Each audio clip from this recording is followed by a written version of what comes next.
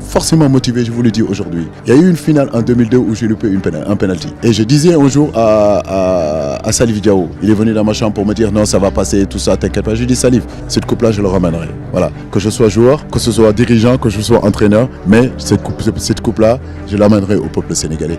Et ça a toujours été ma motivation.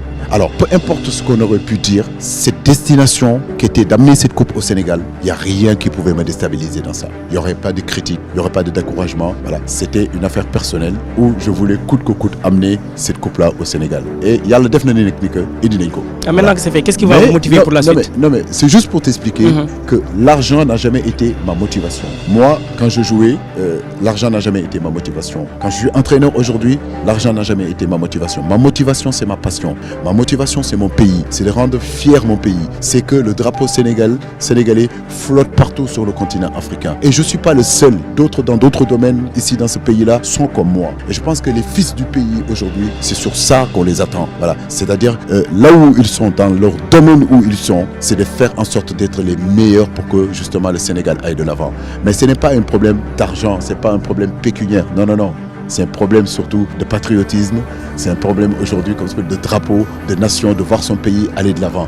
Et je veux que cette jeunesse-là le comprenne. Ce qui s'est passé là le 6 février montre l'abnégation, la détermination aujourd'hui de cette jeunesse qui est le football, de ces joueurs qui sont là, coûte que coûte, à hisser le drapeau du Sénégal haut dans le ciel. Et c'est ça qui est important. Alors, sûrement ramener cette coupe à la maison est votre plus grosse satisfaction. Des regrets, vous avez connu dans le passé peut-être, est-ce qu'il est arrivé au moment donné qu'Aliou Cissé se mette dans son pleurer, soit de joie ou bien de regret? Moi je pleure tous les jours, contrairement à ce que les gens pensent. Voilà, je suis un émotif, donc les gens ne le savent pas, mais voilà, il y a des choses bien sûr qui me font mal. Voilà, tout à l'heure vous parlez d'incompréhension et tout ça, oui, bien sûr qu'il y a des choses qui me font mal. Bien sûr que... Comme quoi?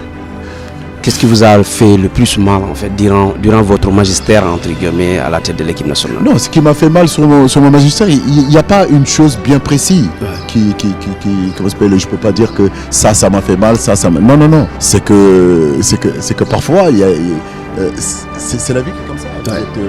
Vous avez ces émotions-là, on est que des êtres humains. Ouais. Pas aussi fort qu'on puisse être. Ouais. Il y a des moments où on pleure, il y a des moments où on n'est pas bien, il y a des moments où on est moins bien. Mais ça ne dure pas longtemps. Voilà. Donc moi, c'est cette force que j'ai, c'est que je peux pleurer aujourd'hui. Et le lendemain, je repars encore beaucoup plus costaud, beaucoup plus fort. Parce que je suis un combattant, parce que j'ai des objectifs, parce qu'il y a l'attente de nos supporters. Des gens qui aiment ce pays-là. Ne croyez pas, on me dit que je suis l'entraîneur le plus critiqué. Peut-être par la presse. Mais moi, je vis ici. Et je ne reste pas seulement qu'à Dakar. Je voyage partout dans le Sénégal. Vous ne pouvez pas imaginer les gens qui prient pour nous. Vous ne pouvez pas imaginer aujourd'hui les gens qui ne nous connaissent pas et pourtant qui prient pour Aliou Cissé. Donc ça veut dire qu'on est aimé. On est aimé par rapport à ce que nous avons fait dans le pays. On est aimé pour ce que nous sommes en train de faire.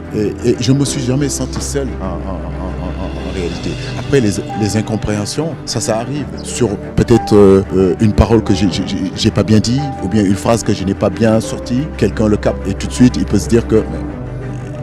Lui, il est arrogant, lui, il se fout de la gueule de qui, il respecte pas les gens. Mais les gens qui me connaissent savent que je suis quelqu'un de très respectueux, quelqu'un qui est très bien éduqué, mais quelqu'un qui est ambitieux et qui surtout mentalement aussi qui est fort et qui, quand il veut atteindre un objectif, il fera tout pour l'atteindre. Et c'est là où j'appelle à la jeunesse sénégalaise. C'est important d'être des combattants, c'est important d'entreprendre, c'est important de ne pas se décourager, c'est important aujourd'hui de se fixer des objectifs dans la vie. Il y aura toujours des gens qui viendront vous dire Domen, Dodem, Monoko, Amo Kham Khambi.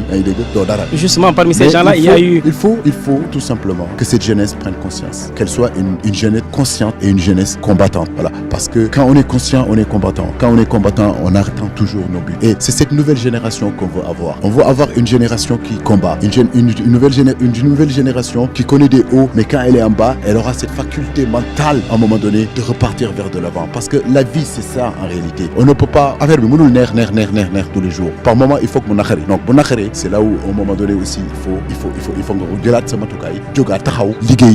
continuer de combattre. Parce que la vie, c'est ça. Voilà, ce n'est pas je combat 5 minutes et puis je dors 10 minutes. Non, c'est tout. C'est toute une vie. Et cette coupe-là, cette mentalité de nos cadres, cette mentalité de nos joueurs montre à cette jeunesse sénégalaise que tout est possible. Voilà, tout est possible, qu'il ne faut rien lâcher, il faut continuer à se battre. Et on ne peut pas toujours attendre de nos gouvernants.